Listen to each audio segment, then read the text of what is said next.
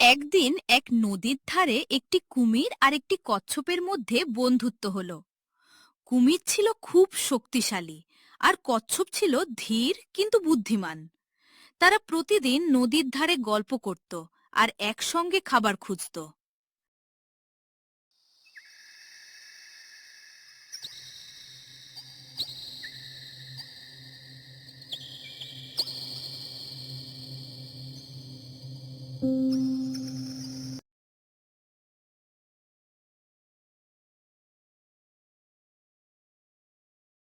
একদিন ভয়ঙ্কর ঝড় শুরু হলো। নদীর পানি বেড়ে গেল আর কচ্ছপ একটি পাথরের ফাঁকে আটকে পড়ল।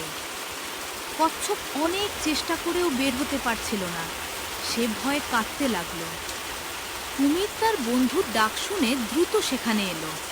সে নিজের শক্তিশালী লেজ দিয়ে পাথর সরানোর চেষ্টা করল, কিন্তু পাথর খুব ভারী ছিল। তখন কচ্ছপ বলল, একসঙ্গে চেষ্টা করলে আমরা পারব।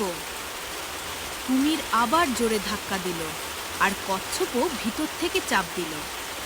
অবশেষে পাথর সরে গেল আর কচ্ছপ মুক্ত হলো। কচ্ছপ আনন্দে বলল, বন্ধুত্ব মানে শুধু সুখে পাশে থাকা নয়, বিপদেও সাহায্য করা।